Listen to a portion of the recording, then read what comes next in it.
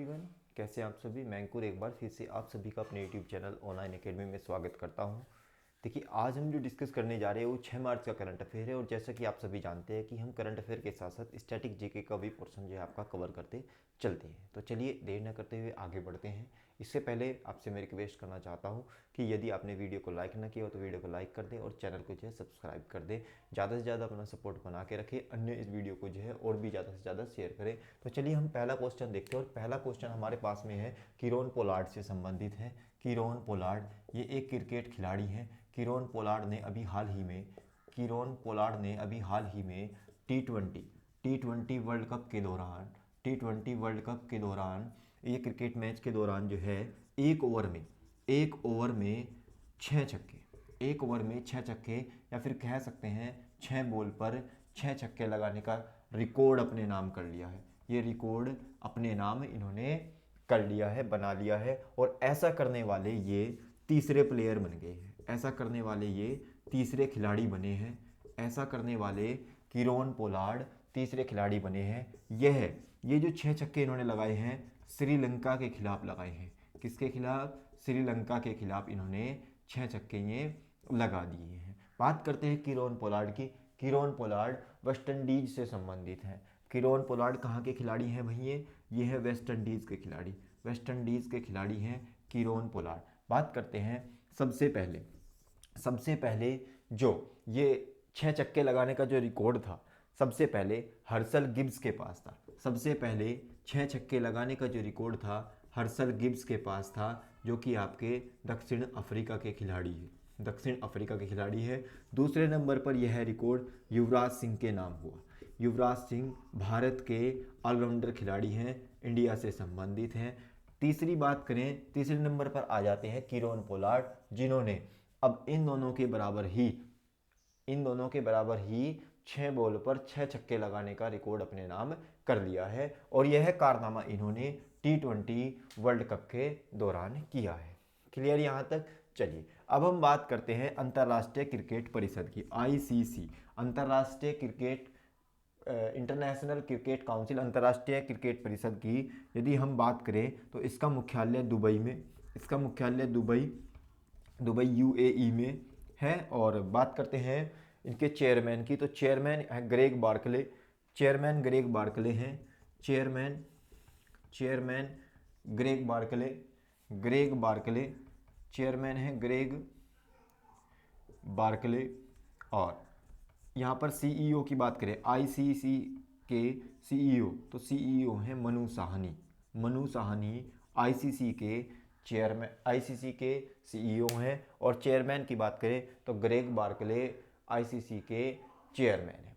ये हमारे पास में पहला क्वेश्चन हो जाता है। आगे हम बढ़ते हैं और देखते हैं दूसरा क्वेश्चन कि भारत ने अभी हाल ही में ही ब्रह्मोस मिसाइल सहित रक्षा उपकरणों के साथ में समझौता किया है। और किस देश के साथ में यह समझौता किया है उसको देखेंगे और ब्रह्मोस मिसाइल के बारे में भी जानेंगे। तो हाल ही में भारत ने जो ब्रह्मोस मिसाइल अभी चर्चा में है,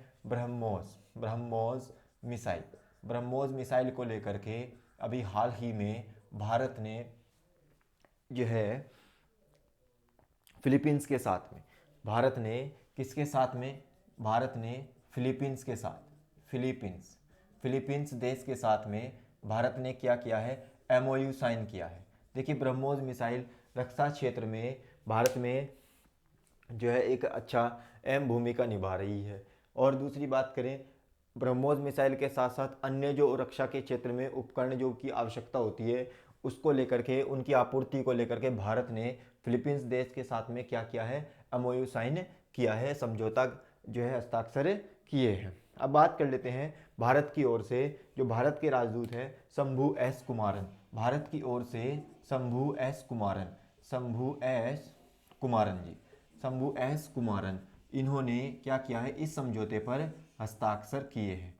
ठीक है, भारत की ओर से।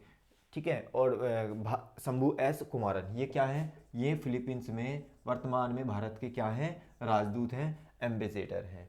ब्रह्मोस मिसाइल की बात करें तो ब्रह्मोस मिसाइल से संबंधित यदि हम कुछ फैक्ट जानें ब्रह्मोस मिसाइल से, तो ब्रह्मोस मिसाइल विश्व की सबसे सुपरसोनिक मिसाइल है। ब्रह्मोस मिसाइल की बात करें, विश्व की सबसे सुपरसोनिक मिसाइल, विश्व की सबसे सुपरसोनिक मिसाइल, सबसे विश्व की सबसे तेज, विश्व की सबसे तेज सुपरसोनिक मिसाइल है। सुपरसोनिक मिसाइल, विश्व की सबसे तेज सुपरसोनिक मिसाइल क्या है? वह है आपकी ब्रह्मोस मिसाइल। पहला पॉइंट आपका ब्रह्मोस मिसाइल से यहाँ से आपका क्लियर हो जाता है। दूसरी बात करें, ब्रह्मोस का नाम, भारत में जो नदी बहती है आपकी ब्रह्मपुत्र, भारत में जो नदी है ब्रह्मपुत्र, ब्रह्मपुत्र नदी के नाम पर ब्रह्मोस मिसाइल का नाम रखा गया था। ब्रह्मपुत्र की बात करें तो ब्रह्मपुत्र नदी आपकी अरुणाचल प्रदेश के दिबांग जिले से एंटर करती है भारत में। क्लियर यहाँ तक? भारत में जब एंटर करती है तो इसको जो है ब्रह्मपुत्र नदी के नाम से जाना जाता है, दिबांग नदी के नाम से भी इसको जाना जाता है। ब्रह्मपुत्र नदी अरुणाचल प्रदेश के बाद जस्ट आपकी असम राज्य में प्रवेश करती है और असम राज्य में यह पूर्व से पश्चिम की ओर बहती है। असम राज्य से बहती हुई यह कहाँ पर आपकी बंगाल की खाड़ी, बांग्लादेश और बंगाल की खाड़ी में फिर क्या हो जाती है? यह गिर जाती है। तो बांग्लादेश में ब्रह्मपुत्र को जमुना के नाम से जाना जाता है, यह भी पॉइंट याद रखेंगे। और ब्रह्मपुत्र नदी जो है यह माजुली द्वीप का निर्माण करती है। किसका? असम राज्य में माजुली द्वीप का निर्माण करती है, जो कि विश्व में नदी द्वारा बनाया गया एकमात्र द्वीप है, माजुली द्वीप असम में। ठीक है, और बात करते हैं विश्व की सबसे तेज सुपरसोनिक मिसाइल, ब्रह्मपुत्र नदी के नाम पर ब्रह्मोस का नाम ही रखा गया है। आगे हम बात करें, यह एयरोस्पेस द्वारा डिजाइन की गई है, एयरोस्पेस द्वारा यह डिजाइन की गई है, एयरोस्पेस द्वारा इसको डिजाइन किया गया और भारत और रूस द्वारा इसको विकसित किया गया, डिजाइन किया गया। भारत और रूस की साझेदारी से ही इसको क्या किया गया है? डेवलप किया गया है। अगर मैं इसके सिद्धांत की बात करूं तो ब्रह्मोस मिसाइल दागो और भूल जाओ सिद्धांत पर कार्य करती है, दागो और भूल जाओ सिद्धांत पर यह कार्य करती है। तो आपसे एग्जाम में पूछा जाएगा कि कौन सी मिसाइल दागो और भूल जाओ सिद्धांत पर कार्य करती है? ब्रह्मोस मिसाइल।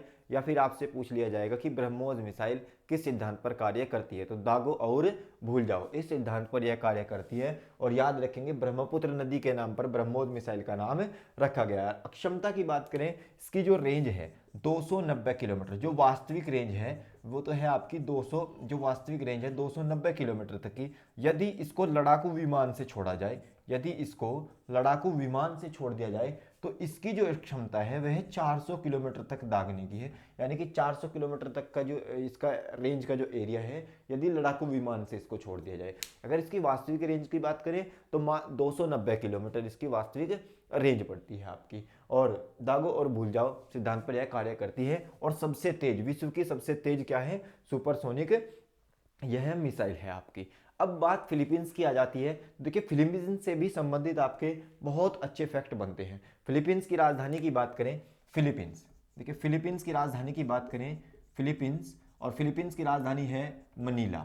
और मुद्रा की बात करें तो मुद्रा है यहाँ पर पीसो। देखिए फिलीपींस से संबंधित कुछ फैक्ट बनते हैं। जैसे हम बात करें फिलीपींस की, तो फिलीपींस विश्व का सबसे बड़ा तांबे का भंडार है, विश्व का सबसे बड़ा तांबे का भंडार, विश्व का सबसे बड़ा तांबे का भंडार। यदि तांबे की बात करें, तांबा पूरे विश्व में सबसे ज़्यादा प्रोडक्शन के मामले में, यानी कि उत्पादन के मामले में तांबे में, तो वो आपका फिलीपींस देश ही है। दूसरी बात करें, विश्व का सबसे बड़ा भूतापीय ऊर्जा है, दूसरे नंबर का, सेकंड क्या है? तापीय ऊर्जा, सेकंड तापीय ऊर्जा का उत्पादन करने वाला, यानी कि तापीय ऊर्जा के उत्पादन में दूसरे नंबर पर है फिलीपींस। फर्स्ट की बात करें तो फर्स्ट नंबर पर है आपका यूएसए, अमेरिका। ठीक है, पहले नंबर पर अमेरिका है तापीय ऊर्जा के, पूरे विश्व में तापीय ऊर्जा के प्रोडक्शन के मामले में अगर बात करें तो यूएसए टॉप पर है, और दूसरे नंबर पर आपका जो देश है वह है आपका फिलीपींस। इसी प्रकार आपका बात करते हैं हम गोल्ड की। ठीक है, गोल्ड की बात करें तो सेकंड नंबर पर जो आपका सोना है गोल्ड, उसके उत्पादन में भी सेकंड नंबर पर है। फर्स्ट की यदि बात करें, फर्स्ट नंबर पर आपका है दक्षिण अफ्रीका। फर्स्ट नंबर पर क्या है आपका? दक्षिण अफ्रीका प्रोडक्शन के मामले में। ठीक है, फर्स्ट नंबर पर क्या है आपका? दक्षिण अफ्रीका है। नेक्स्ट बात करें अब फिलीपींस में, फिलीपींस की जो सबसे ऊंची चोटी है माउंट आपू, फिलीपींस की सबसे ऊंची चोटी माउंट आपू है। फिलीपींस की सबसे ऊंची चोटी माउंट आपू, ये फिलीपींस की सबसे ऊंची चोटी है। आगे बात करें एशिया, एशियाई बैंक का हेडक्वार्टर भी कहाँ पर स्थित है आपका, वह भी आपका फिलीपींस में ही है।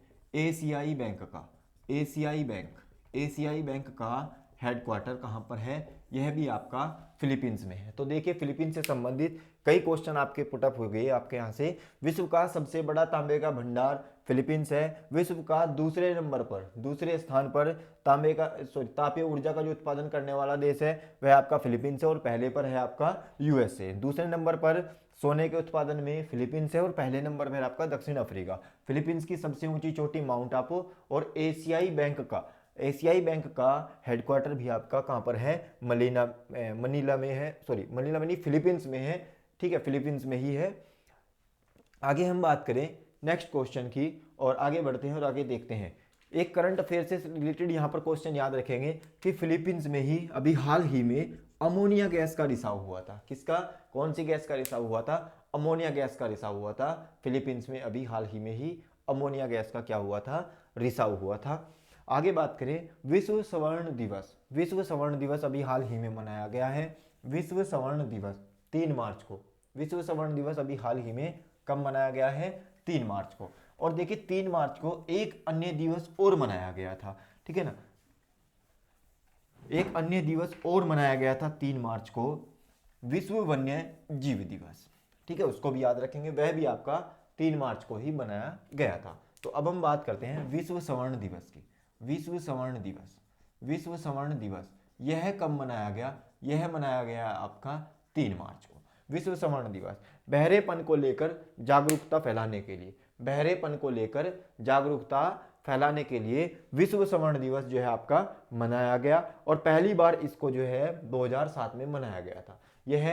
यह जो विश्व स्वर्ण दिवस है पहली बार 2007 में मनाया गया, और WHO ने इसको सपोर्ट किया है। WHO द्वारा यह मनाया जाता है, वर्ल्ड हेल्थ ऑर्गेनाइजेशन के द्वारा इसका आयोजन किया जाता है। बात करें विश्व स्वर्ण दिवस की तो 3 मार्च को world hearing day, world hearing day जो है वह आपका 3 मार्च को मनाया जाता है, और किसके द्वारा, WHO के द्वारा मनाया जाता है। फर्स्ट बार बात करें, प्रथम बार यह मनाया गया था 2007 में, प्रथम बार यह 2007 में मनाया गया था। यदि मैं WHO की रिपोर्ट की बात करूं, अभी जो पिछले वर्ष WHO ने रिपोर्ट दी थी, विश्व की 5% आबादी, विश्व की 5% आबादी, विश्व की 5% आबादी जो है वह स्वर्ण बाधित है, यानी कि सुन नहीं सकती, 5% आबादी। ठीक है, WHO की रिपोर्ट के अकॉर्डिंग अगर हम बात करें तो विश्व की 5% आबादी सुन नहीं सकती, स्वर्ण बाधित है। और सबसे पहले यह जो विश्व स्वर्ण दिवस मनाया गया था वह वर्ष 2007 में मनाया गया था। बात करते हैं WHO की, WHO से संबंधित फैक्ट जानेंगे, जहां पे क्वेश्चन में आपके एग्जाम में बनता है। विश्व स्वास्थ्य संगठन इसका गठन 7 अप्रैल 1948 को हुआ था, 7 अप्रैल 1948 को हुआ था। और 7 अप्रैल को ही क्या मनाया जाता है, विश्व स्वास्थ्य दिवस जो मनाया जाता है वह आपका 7 अप्रैल को ही मनाया जाता है। विश्व स्वास्थ्य दिवस 7 अप्रैल को मनाया जाता है, और 7 अप्रैल को चूंकि 1948 में विश्व स्वास्थ्य संगठन की क्या हुई थी, स्थापना हुई थी। वर्तमान में 194 सदस्य देश हैं, 194 सदस्य देश WHO के अंदर आते हैं। उप महानिदेशक की बात करें, टेड्रोस एडहोन महानिदेशक WHO के महानिदेशक यदि आपसे पूछ लिया जाए, टेड्रोस एडहोनम।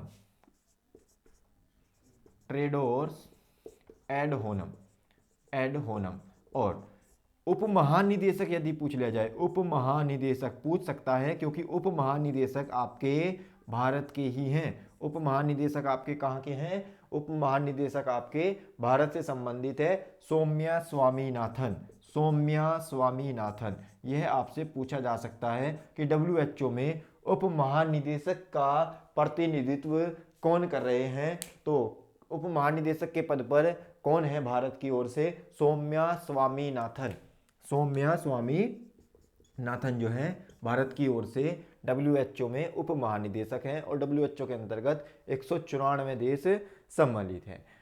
क्लियर यहाँ तक? अभी जो हाल ही में कह सकते हैं जो पिछले वर्ष मनाया गया था 7 अप्रैल को विश्व स्वास्थ्य दिवस, उसकी थीम क्या थी? नर्स और मिडवाइफ योगदान। नर्स और मिडवाइफ योगदान। मिडवाइफ्स का योगदान हम कह सकते हैं, मिडवाइफ्स योगदान। ये जो है 7 अप्रैल वर्ष 2020 की विश्व स्वास्थ्य दिवस की थीम थी। क्लियर यहाँ तक? मिडवाइफ्स का योगदान। चलिए, तो ये हमारा हो गया WHO से संबंधित। मैं बात कर रहा था कि अभी विश्व वन्य जीव दिवस, विश्व वन्य जीव दिवस, यह भी आपका विश्व वन्य जीव दिवस, यह भी आपका 3 मार्च को ही मनाया गया है। कब मनाया गया है? यह भी आपका 3 मार्च को ही मनाया गया है। आशा करता हूँ यहाँ तक आपका क्लियर चल रहा होगा। आगे हम बात करते हैं नेक्स्ट क्वेश्चन की और आगे देखते हैं। अभी हाल ही में ग्लोबल एनर्जी एंड एनवायरनमेंट पुरस्कार दिया गया। ग्लोबल एनर्जी एंड एनवायरनमेंट पुरस्कार दिया गया प्रधानमंत्री नरेंद्र मोदी जी को। प्रधानमंत्री नरेंद्र मोदी जी को अभी हाल ही में एक अवार्ड से नवाजा गया जिसका नाम है सेरावीक वैश्विक ऊर्जा और पर्यावरण लीडरशिप अवार्ड, यानी कि ग्लोबल एनर्जी एंड एनवायरनमेंट पुरस्कार। ठीक है, लिखेंगे इसको ग्लोबल एनर्जी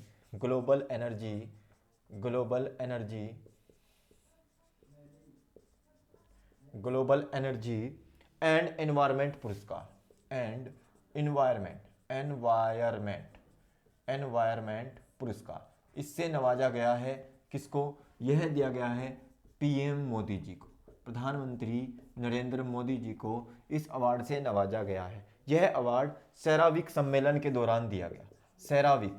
सेरावीक सम्मेलन 2021 के दौरान इसको दिया गया। सेरावीक सम्मेलन का आयोजन किया गया अभी वीडियो कॉन्फ्रेंसिंग के माध्यम से सेरावीक सम्मेलन का आयोजन किया गया। उसके माध्यम से ग्लोबल एनर्जी एंड एनवायरनमेंट पुरस्कार प्रधानमंत्री मोदी जी को दिया गया है। बात करते हैं सेरावीक क्या है। देखिए, सेरावीक एक विश्व स्तरीय एक ऊर्जा का मंच है, एक उभरता हुआ क्या है? विश्व स्तरीय ऊर्जा का मंच है। ठीक है, विश्व स्तरीय। इसकी स्थापना डेनियल येरगिन ने की थी। स्थापना की बात करें, डॉक्टर डेनियल येरगिन ने की थी इसकी स्थापना। किसकी? सेरावीक सम्मेलन। सेरावीक की बात करते हैं खाली। सेरावीक क्या है? तो सेरावीक एक ऊर्जा मंच है। डेनियल येरगिन ने 1983 में इसकी क्या की थी? स्थापना की थी। इसका जो मेन पर्पस था, ऊर्जा के क्षेत्र में सतत विकास। इसका क्या है? मेन पर्पस था ऊर्जा के क्षेत्र में सतत विकास। तो इसी को लेकर के ऊर्जा के क्षेत्र में जो अच्छे कदम उठाए जा रहे हैं, ऊर्जा को लेकर के, ऊर्जा के क्षेत्र में सतत विकास को लेकर के जो कदम उठाए जा रहे हैं, उसके लिए ग्लोबल एनर्जी एंड एनवायरनमेंट पुरस्कार दिया गया है प्रधानमंत्री मोदी जी को, और यह सेरावीक सम्मेलन में दिया गया है। बात करेंगे, यह एक अंतर्राष्ट्रीय अवार्ड है और सेरावीक सम्मेलन वैश्विक ऊर्जा और पर्यावरण के क्षेत्र में प्रतिबद्ध नेतृत्व करने के लिए जो है यह सम्मेलन किया जाता है और इसके लिए इसको अवार्ड दिया जाता है। क्लियर यहाँ तक?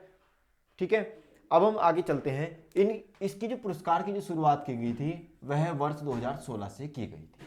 तो ये अवार्ड आपका PM मोदी जी को मिलेगा। कुछ अन्य अवार्ड भी हैं, जो अन्य अवार्ड हैं उनको देख लेते हैं जो PM मोदी जी को दिए गए हैं और एग्जाम में भी आपके पूछे गए हैं। देखिए, अमेरिका ने वर्ष 2019 में ग्लोबल गोलकीपर अवार्ड दिया था।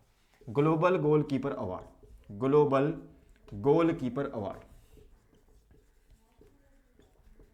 यह अवार्ड जो दिया गया था USA की तरफ से दिया गया था वर्ष 2019 में। और ग्लोबल गोलकीपर जो अवार्ड दिया गया था इनकी स्वच्छता के क्षेत्र में जो इन्होंने अभियान चलाए थे, स्वच्छता क्षेत्र में जो ये अभियान चलाया था, स्वच्छ भारत अभियान, उसके लिए ग्लोबल गोलकीपर अवार्ड दिया गया था अमेरिका की ओर से। नेक्स्ट बात करें तो बहरीन की ओर से भी एक अवार्ड दिया गया था, King Hamad Order of the Renaissance. King Hamad Order of the Renaissance. Renaissance यह दिया गया है आपका, यह दिया गया था आपका बहरीन की ओर से खाड़ी देशों के साथ मजबूत मित्रता। बहरीन की ओर से दिया गया, बहरीन की ओर से यह अवार्ड दिया गया था खाड़ी देशों में मित्रता में जो है सहयोग के लिए। King Hamad Order of the Renaissance Bahrain की ओर से दिया गया था वर्ष 2019 में। आगे हम बात करें, आगे निशान इजुद्दीन, निशान इजुद्दीन अवार्ड दिया गया था मालदीव की ओर से। निशान इजुद्दीन, निशान इजुद्दीन, निशान इजुद्दीन, यह अवार्ड किसकी ओर से दिया गया था? मालदीव की ओर से यह अवार्ड दिया गया था निशान इजुद्दीन। यह भी वर्ष 2019 में दिया जाता है। और मोस्ट इंपोर्टेंट जिसको याद रखेंगे, order of Zayed, order of Zayed, यह अवार्ड यूएई की तरफ से दिया गया था। यह अवार्ड किसकी तरफ से दिया गया था? संयुक्त अरब अमीरात की ओर से दिया गया, यूएई की ओर से ऑर्डर ऑफ जायद अवार्ड दिया गया। यह अवार्ड भी वर्ष 2019 में दिया जाता है। एक मोस्ट इंपोर्टेंट और याद रखेंगे, सियोल शांति पुरस्कार, कई बार आपके एग्जाम में आ चुका है ये सियोल शांति पुरस्कार। यह पुरस्कार किस देश की ओर से प्रधानमंत्री मोदी जी को दिया गया? दक्षिण कोरिया की ओर से, दक्षिण कोरिया की ओर से, दक्षिण कोरिया देश ने यह सियोल शांति पुरस्कार दिया किसको? प्रधानमंत्री नरेंद्र मोदी जी को। फिर एक अवार्ड और दिया गया UNEP, United Nation Environment Programme की ओर से, यूनाइटेड नेशन इन्वायरमेंट प्रोग्राम की ओर से वर्ष 2018 में champions of the earth, champions of the earth, champions of the अर्थ का अवार्ड प्रधानमंत्री नरेंद्र मोदी जी को दिया गया यूएनईपी की ओर से। बात करते हैं, यह अवार्ड जो दिया गया है भारत को जो है प्लास्टिक मुक्त करना, प्लास्टिक मुक्त करना वर्ष 2022 तक यह अभियान इन्होंने चलाया है। एक प्रकार से कह सकते हैं लक्ष्य रखा है प्लास्टिक मुक्त 2022 तक भारत को जो है प्लास्टिक मुक्त करने का संकल्प लिया था। और Champions of the Earth award इनको UNEP, United Nation Environment Programme की ओर से जो है दिया गया है। तो ये कुछ संबंधित कुछ अन्य अवार्ड थे जो कि प्रधानमंत्री मोदी जी को कुछ अंतर्राष्ट्रीय स्तर पर दिए गए हैं। आगे हम बढ़ते हैं नेक्स्ट, और आगे देखते हैं नेक्स्ट क्वेश्चन। अभी हाल ही में भारत ने सबसे कम लागत वाला ऑप्टिकल स्पेक्ट्रोग्राफ जो कि भारत और एशिया का पहला है, भारत की बात करें या फिर एशिया की बात करें, सबसे कम लागत वाला पहला ऑप्टिकल स्पेक्ट्रोग्राफ बनाया है। किसने बनाया है? भारत के वैज्ञानिकों ने। बड़े गौरव की बात है, भारत के वैज्ञानिकों ने क्या बनाया है? एक सबसे सस्ता optical spectrograph, optical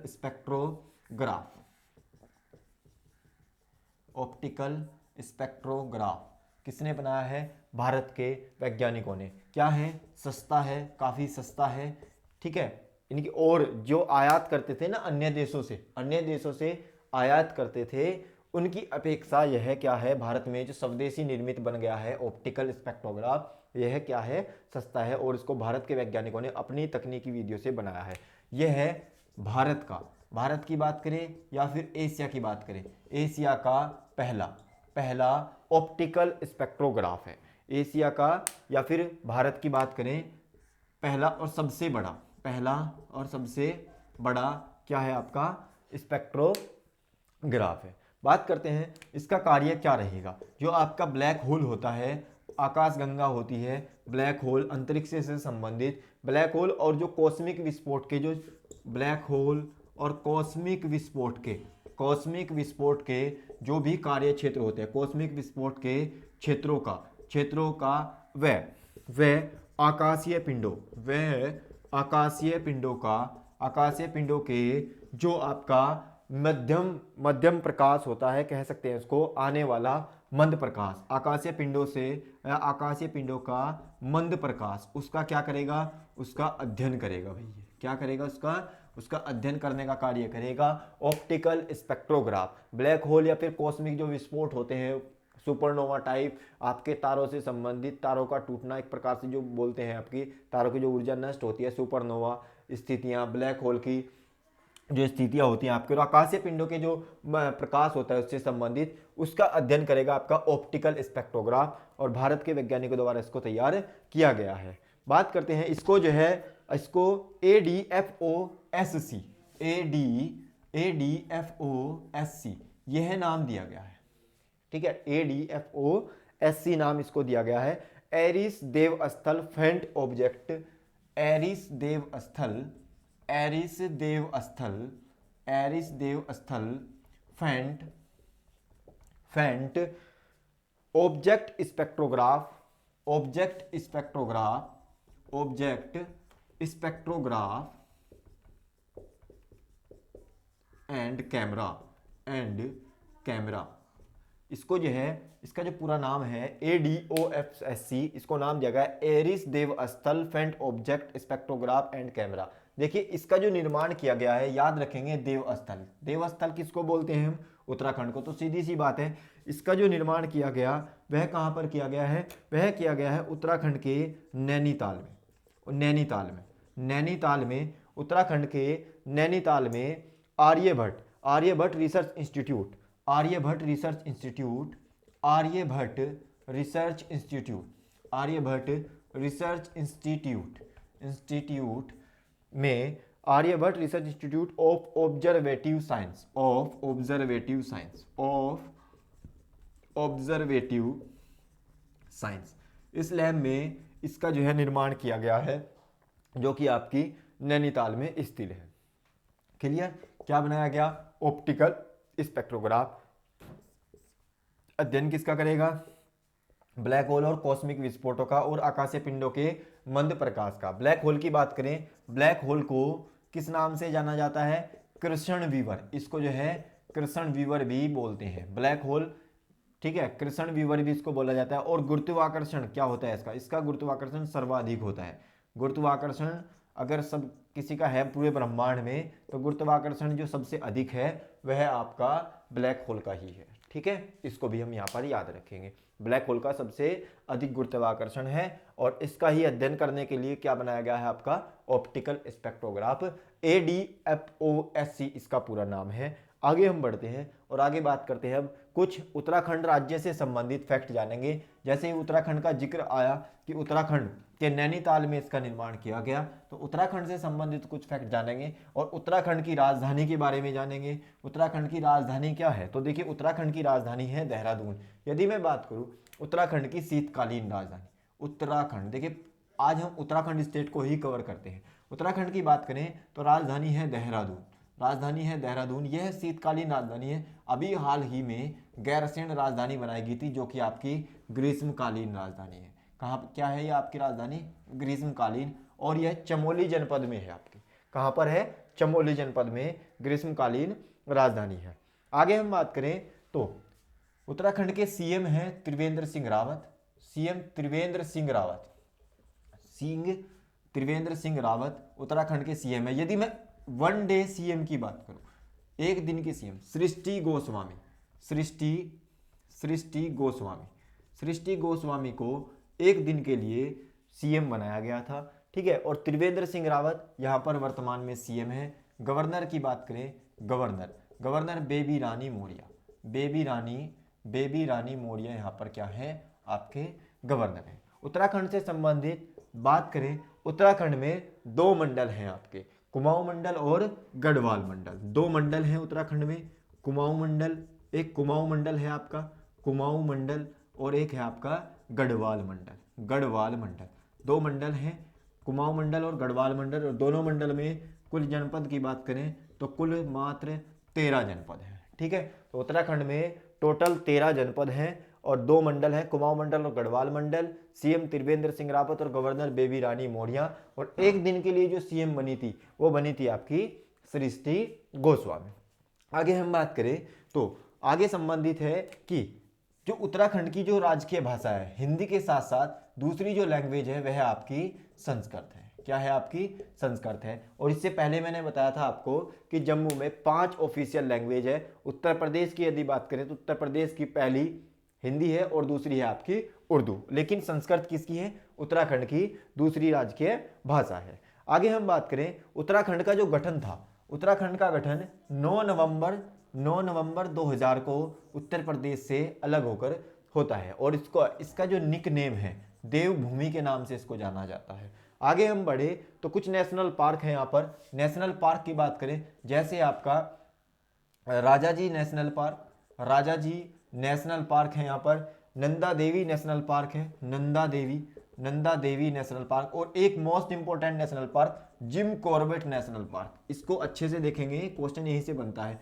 Jim Corbett national park है और इसको हैली पार्क, इसको सबसे पहले हैली पार्क के नाम से जाना जाता था। वर्ष 1936 में हैली पार्क की जब स्थापना हुई थी, हैली पार्क के नाम से इसको जाना जाता था। और भारत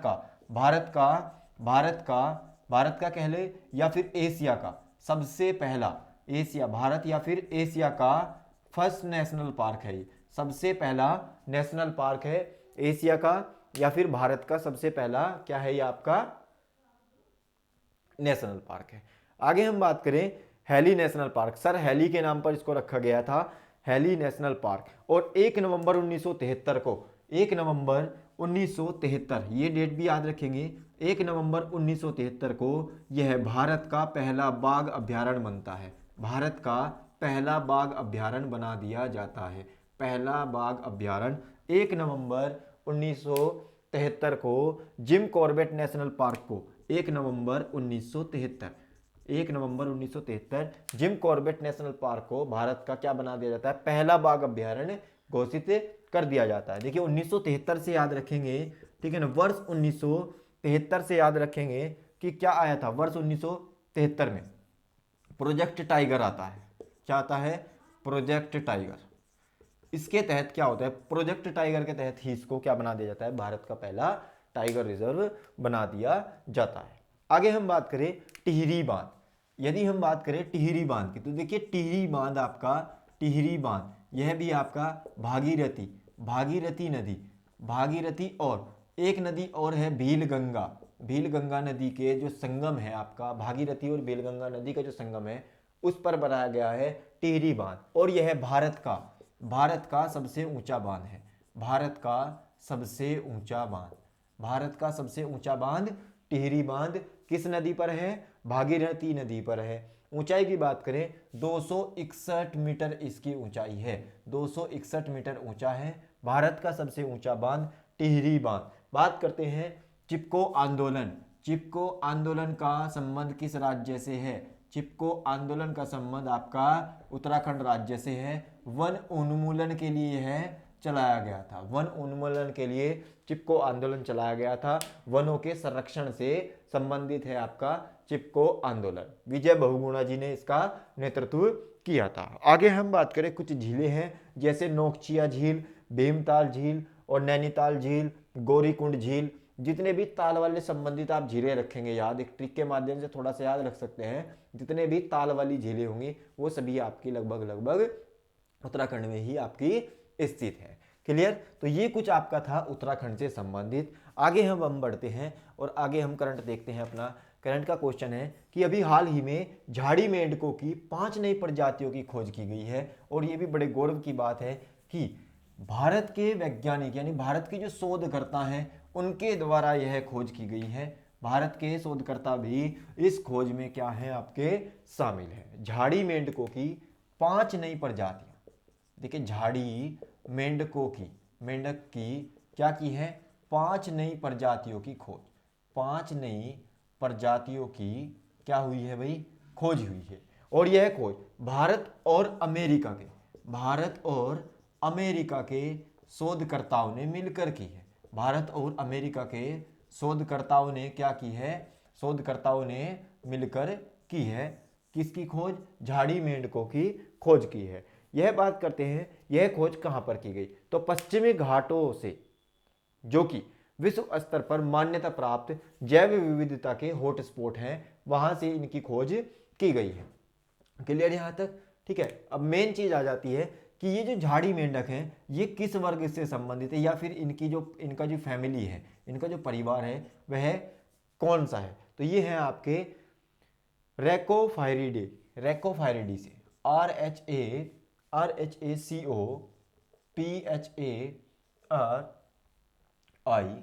DAE, रेकोफायरिडी फैमिली से संबंधित है। ये कौन? झाड़ी मेंढक। तो 5 नई प्रजातियों की इनकी खोज की गई है भारत और अमेरिका के शोधकर्ताओं के द्वारा।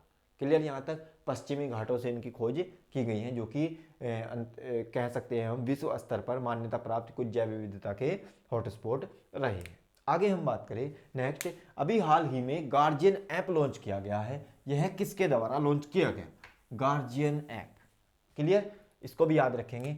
देखिए, अभी हाल ही में गार्जियन ऐप लॉन्च किया गया है, गार्जियन एप्लीकेशन लॉन्च किया गया है। यह है ट्रू कॉलर के द्वारा इसको जो है लॉन्च किया गया है। ट्रू कॉलर के द्वारा इसको जो है लॉन्च किया गया है गार्जियन ऐप। और यह महिलाओं की सुरक्षा को ध्यान में रखते हुए, महिलाओं की सुरक्षा को ध्यान में रखते हुए इसको लॉन्च किया गया है। महिलाओं की सुरक्षा हेतु इसको जो है क्या किया गया है? लॉन्च किया गया है। वन लाइनर में इसको याद रखेंगे, गार्जियन ऐप किसके द्वारा लॉन्च किया गया? ट्रू कॉलर के द्वारा लॉन्च किया गया है। आगे हम बात करें,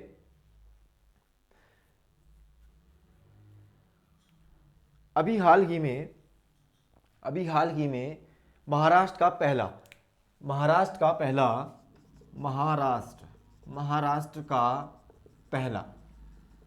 ग्रीन स्टेशन अवार्ड दिया गया है।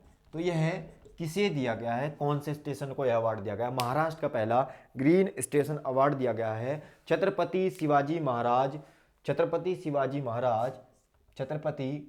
शिवाजी महाराज टर्मिनस, CSMT को। ठीक है, Chhatrapati Shivaji Maharaj terminus railway station को अभी हाल ही में महाराष्ट्र का पहला ग्रीन स्टेशन अवार्ड दिया गया है। यह अवार्ड IGBC के द्वारा दिया जाता है, इंडियन ग्रीन बिल्डिंग काउंसिल के द्वारा इस अवार्ड को दिया जाता है। देखिए कि ये क्यों दिया गया, बात करते हैं। जैसे हम कह सकते हैं कि पर्यावरण को कम करने के लिए, पर्यावरण जो आपका होता है प्रदूषित होता है, उसको पर्यावरण प्रदूषण को कम करने के लिए यह अवार्ड दिया गया है। बात करते हैं, इसने अपने क्षेत्र में लगभग 14 किलोमीटर के दायरे तक, 14 किलोमीटर के अपने एरिया में पेड़ वगैरह लगाकर, ठीक है, पेड़ अधिक मात्रा में लगाकर जो है अच्छा कायाकल्प किया है, पर्यावरण से संबंधित है, पर्यावरण की स्वच्छता को ध्यान में रखते हुए किया है। और इसके लिए इनको जो है क्या दिया गया है? भारत का पहला ग्रीन स्टेशन अवार्ड इसको जो है दिया गया है, किसको? छत्रपति साहूजी महाराज टर्मिनस स्टेशन को दिया गया है। नेक्स्ट बात करते हैं द्वारका एक्सप्रेसवे से संबंधित। देखिए, हाल ही में अभी नितिन गडकरी जी, जिनके पास में जो है आपका सड़क परिवहन एवं राजमार्ग मंत्रालय है, उन्होंने अभी हाल ही में उन्होंने घोषणा कर दी है कि द्वारका जो आपका एक्सप्रेसवे है, द्वारका एक्सप्रेसवे वह वर्ष 2022 तक पूरा कर लिया जाएगा। अगस्त 2022 में क्या कर लिया जाएगा? इसका कार्य पूरा कर लिया जाएगा। द्वारका एक्सप्रेसवे दिल्ली और गुरुग्राम को क्या करता है? जोड़ता है। यह एक फ्लाईओवर बनाया जा रहा है जिसकी लंबाई लगभग 29 किलोमीटर है। इसकी लंबाई, कुल लंबाई की बात करें तो द्वारका एक्सप्रेसवे की कुल लंबाई 29 किलोमीटर है, जिसमें से लगभग 18.9 किलोमीटर लगभग 19 किलोमीटर के आसपास आपका हरियाणा में है ये, बाकी आपका दिल्ली में है। क्लियर यहाँ तक? तो द्वारका एक्सप्रेसवे अगस्त 2022 तक जो है पूरा कर लिया जाएगा। इसकी घोषणा किसने की है? इसकी घोषणा की है सड़क परिवहन एवं राजमार्ग मंत्री नितिन गडकरी जी ने। किसने की है? नितिन जयराम गडकरी इनका पूरा नाम है। तो नितिन गडकरी जी ने इसकी जो है घोषणा कर दी है द्वारका एक्सप्रेसवे की। द्वारका एक्सप्रेसवे की एक खासियत है कि यह एक ही बांध पर भारत का पहला